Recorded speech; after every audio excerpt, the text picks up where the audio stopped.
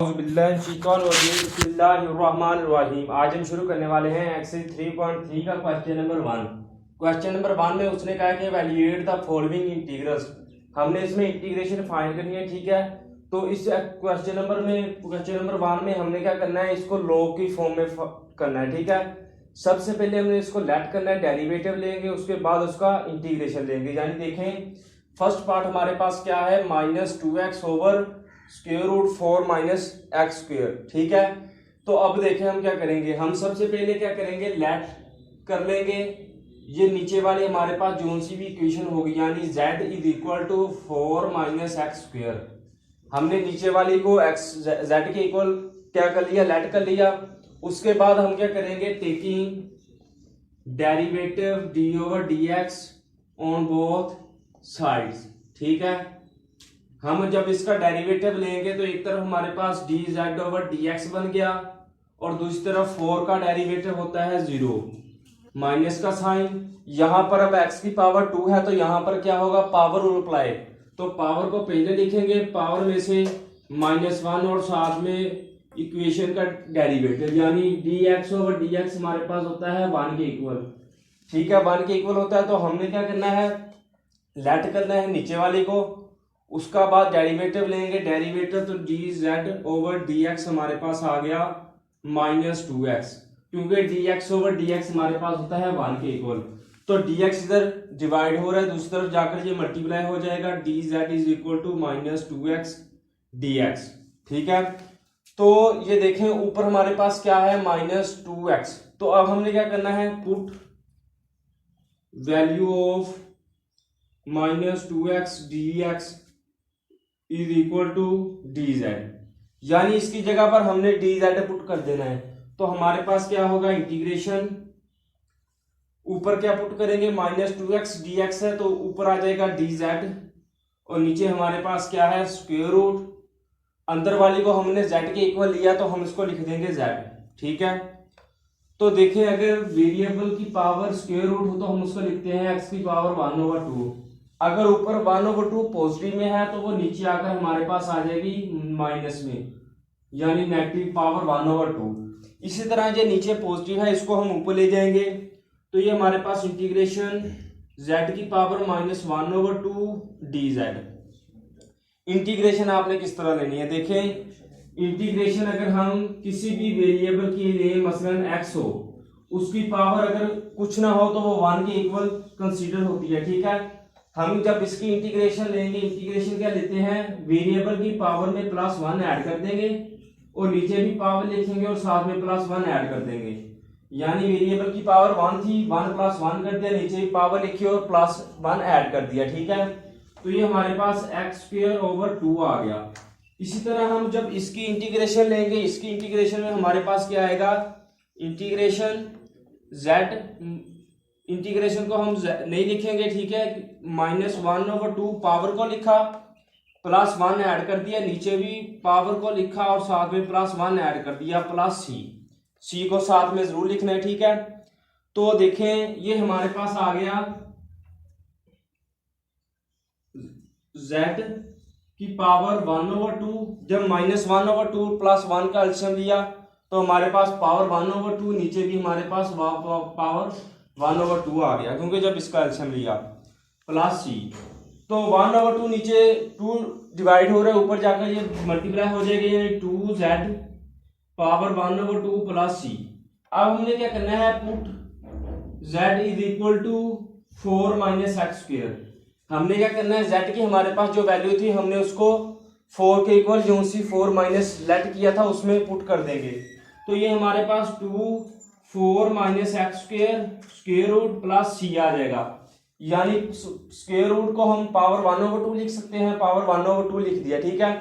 देखिए हमने क्या किया, लेट किया। नीचे वाली इक्वेशन को हमने सारे क्वेश्चन इसी तरह करने हैं, नीचे वाली को लेट करना है, उसके बाद उसका डेरिवेटिव लेंगे। डेरिवेटिव जब हम लेंगे तो हमारे पास ऊपर वही चीज आ जाएगी जो हमें चाहिए, ठीक है। तो उसकी जगह पर हम dz पुट कर देंगे, dz पुट करने के बाद हम उसकी भी इंटीग्रेशन लेंगे तो हमारे पास उसका आंसर आ जाएगा। तो अब हम करेंगे पार्ट नंबर 2।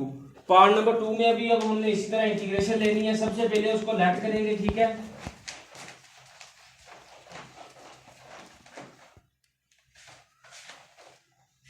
पार्ट नंबर 2 उसने हमें दिया है integration dx over x square plus 4x plus 13।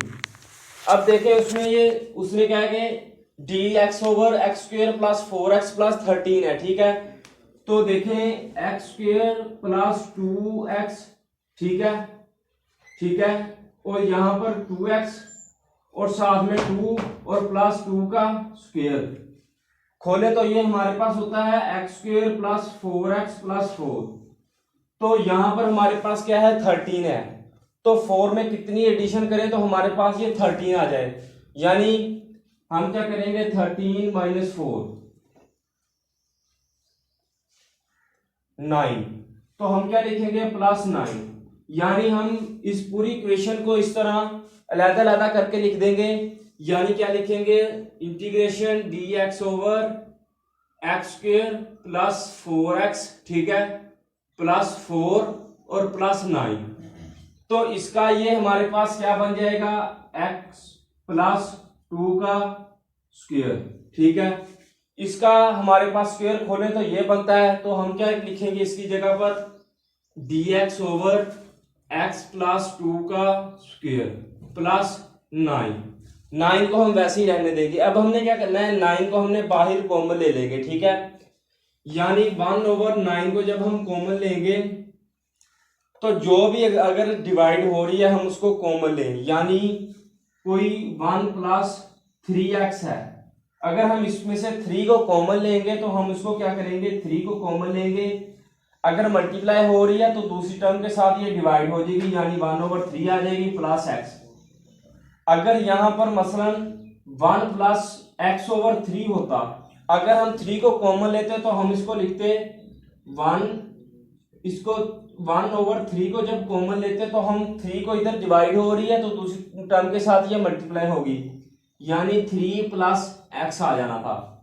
अगर डिवाइड हो रही हो तो उसको मल्टीप्लाई करते हैं, अगर मल्टीप्लाई हो रही हो तो हम उसको डिवाइड करते हैं, ठीक है। इसी तरह जब 1 ओवर 9 को हमने क्या किया कॉमन लिया तो हमारे पास अंदर आ गया dx over x plus 2 over 3 का स्क्वेयर, यानी 9 को स्क्वेयर को हम लिख सकते हैं 3 का स्क्वेयर, यानी 3 मल्टीप्लाई 3 इज इक्वल टू 9, ठीक है। तो साथ में प्लस 1 आ गया, यानी इधर 9 बाहर लिया तो हमारे पास प्लस 1 इधर आ गया।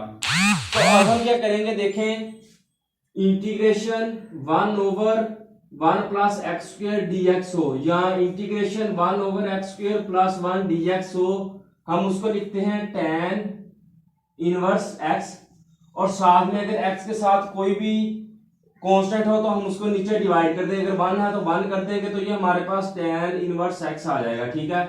अगर यहाँ पर मसलन 2 होता तो यहाँ पर भी 2 आ जाना था, तो ये हमारे पास आ गया 1 ओवर 9, इसको हम लिखेंगे tan inverse x plus 2 over 3, x y पूरी टर्म को हमने यहाँ पर लिख दिया, और नीचे इसको हम जो सी एक्स वाई टर्म के नीचे कोई चीज डिवाइड हो रही है मल्टीप्लाई हो रही है उसको हम वैसे ही नीचे लिख देंगे, यानी 1 over 3 plus c।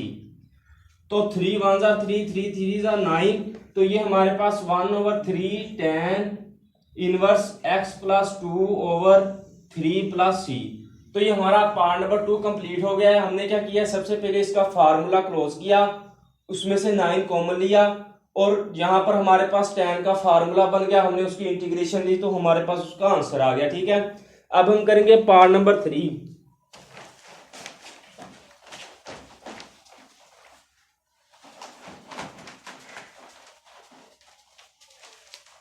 Part number 3 हमारे पास उसने दिया है integration x square over 4 plus x square dx। तो अब देखें ऊपर वाली हमारे पास क्या है स्क्वेयर वाली टर्म है, नीचे हमारे पास स्क्वेयर है, साथ में कांस्टेंट है, ठीक है। अब हम क्या करेंगे सबसे पहले इसको डिवाइड करेंगे, यानी ऊपर वाले को हम अंदर रखेंगे, एक्स स्क्वेयर को हमने अब अंदर रख लिया, ठीक है, और एक्स स्क्वेयर प्लस 4 को हमने बाहर रखा। अब हम इसको सोल्व करेंगे, मल्टीप्लाई करेंगे, यानी 1 के साथ किया तो एक्स स्क्वेयर प्लस 4 आ गया, प्लस की बजाय माइनस, यहाँ पे माइनस, तो इसके साथ ये कैंसिल तो -4 आ गया, ठीक है। तो इसको अब हम किस तरह लिखेंगे integration 1 minus 4 over 4 plus x square साथ में dx, यानी क्या किया हमने ऊपर वाले को साइड में ले गए, ठीक है, नीचे वाले को ऊपर ले गए, और जो सी हमारे पास डिवीजन में जो सी इक्वेशन थी हमने उसको नीचे डिवाइड कर दिया, और ऊपर वाला हमने खत्म कर दिया, ठीक है, यानी एक्स स्क्वायर यहां में से इसमें से खत्म हो गया। अब हम क्या करेंगे, इसकी इंटीग्रेशन लेंगे, यानी integration 1 dx minus integration 4/4 plus x square dx। तो अब देखें इंटीग्रेशन अगर हम अकेली कांस्टेंट की लें तो हम उसको इंटीग्रेशन लिखते हैं, यानी x लिख देते हैं, ठीक है। अगर मसलन यहाँ पर 2 होता 2 dx तो हम इसको लिखते हैं 2x, ठीक है। अगर यहाँ पर 3 होता तो हम इस पर यहाँ पर लिखते 3x, ठीक है। तो ये हमारे पास क्या आ गया, x आ गया, माइनस इसमें से 4 कॉमन लेंगे तो integration 1/4 plus x square dx। 4 हमने ऊपर वाला कॉमन लिया तो ऊपर 1 आ गया। अब इसमें से हमने क्या करना है, हमने इसमें से 4 को कॉमन लेंगे, यानी x minus 4/4 integration 1/1 plus x over 2 का स्क्वायर, यानी 4 को हम लिख सकते हैं 2 मल्टीप्लाई 2 यानी 2 का स्क्वायर, तो हमने 2 का स्क्वायर लिख दिया, ठीक है, साथ में dx। तो 4 के साथ 4 कैंसिल, तो हमारे पास क्या आया, x minus integration 1/1 plus x square over 2, ठीक है, और साथ में dx। तो देखें integration 1/1 plus x square dx हमारे पास होती है tan इनवर्स x, और x के साथ कोई भी कांस्टेंट मल्टीप्लाई हो रहा है तो हम उसको नीचे डिवाइड कर देते हैं, ठीक है। यानी ये था, इसकी जगह पर हम क्या लिखेंगे tan x, तो ये हमारे पास आ गया x माइनस tan x, और साथ में क्या आ गया प्लस c। तो ये हमारा पार्ट नंबर 3 जो सा वो कंप्लीट हो गया। हमने क्या किया, ऊपर वाली टर्म बड़ी थी, नीचे वाली छोटी, हमने उसको डिवाइड किया, डिवाइड करने के बाद हमने दोनों की अलग-अलग इंटीग्रेशन ली तो हमारे पास उसका आंसर आ गया, ठीक है। तो अब हम करेंगे पार्ट नंबर 4।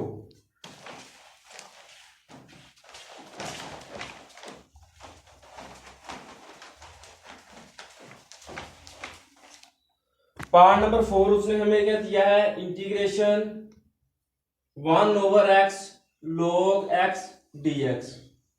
अब ये देखें log x, अब ये जो सा पार्ट है पार्ट नंबर 4 ये पार्ट नंबर 1 की तरह होगा। log x है तो हम इसको क्या करेंगे, सबसे पहले लेट कर लेंगे, let z is equal to log x। अब हमने क्या करना है, डेरिवेटिव लेंगे, taking derivative d/dx on both sides, ठीक है। तो देखें डेरिवेटिव d/dx अगर हम log x का लें, अगर हम डेरिवेटिव log x का लें तो वो हमारे पास होता है 1/x के इक्वल, और साथ में x वाली टर्म का डेरिवेटिव, तो dx/dx हमारे पास होता है 1 के इक्वल, तो ये हमारे पास आ जाएगा 1/x अकेला, ठीक है। इसी तरह जब हम डेरिवेटिव लेंगे तो dz/dx हमारे पास एक तरफ बन गया, और दूसरी तरफ हमारे पास क्या बना 1/x, ठीक है। log का डेरिवेटिव होता है 1/x, तो dx इधर मल्टीप्लाई हो रहा है, डिवाइड हो रहा है, दूसरी तरफ जाकर ये मल्टीप्लाई हो जाएगा, यानी dz is equal to 1/x dx। अब देखें हमारे पास 1/x dx किसके इक्वल आया, dz। तो हम क्या करेंगे, put dz in place of 1/x dx, यानी 1/x dx की जगह पर हमने क्या पुट कर देना है, dz, ठीक है। तो जब हम पुट करेंगे तो इंटीग्रेशन dz आ गया, नीचे log, अब देखें 1/x log x dx है, तो इस पूरे पार्ट का यानी इस पूरे हिस्से का 1/x dx की जगह हमने क्या पुट कर दिया dz, नीचे हमारे पास क्या बचा केगा log x, तो log x को हमने z के इक्वल लेट किया तो हम यहां पर क्या लिख देंगे z, तो हमने क्या लिखा dz/z, तो देखें dz/z है, ठीक है। तो देखें अगर हम किसी भी चीज का डेरिवेटिव लें, यानी 1/z dz है, 1/z dz है, ठीक है, तो वो हमारे पास होता है log z के इक्वल, यानी उसको हम log की फॉर्म में लिखते हैं, यानी देखें z है तो z का जब हम डेरिवेटिव लेंगे यानी dz/dz तो वो हमारे पास होता है 1 के इक्वल, ठीक है। तो वो हमारे पास 1 के इक्वल होता है, तो ऊपर क्या है हमारे पास 1, तो हमने क्या किया, log z इसको लिख देंगे, यानी इसको लिखेंगे log z प्लस सी, क्योंकि डेरिवेटिव हमारे पास 1/z का 1 होता है, ठीक है। तो log z है, अब हम क्या करेंगे, z की जगह पर वैल्यू पुट कर देंगे। हमारे पास है log z प्लस सी, हम क्या करेंगे, put z is equal to, z हमने किसके इक्वल लिया, log x के इक्वल। तो जब हम z पुट करेंगे तो log हमारे पास आ गया log x और साथ में प्लस c, यानी z की जगह पर हमने log x पुट किया तो हमारे पास उसका आंसर आ गया। तो ये हमारा पार्ट नंबर जो सा 4 था वो कंप्लीट हो गया है। अगर आपको वीडियो अच्छी लगे तो इसको लाइक करें, मेरे चैनल को सब्सक्राइब करें। अगर आपको किसी चीज की समझ ना आई हो तो मुझे कमेंट सेक्शन में बता दें, मैं आपको बता दूंगा। अल्लाह हाफिज।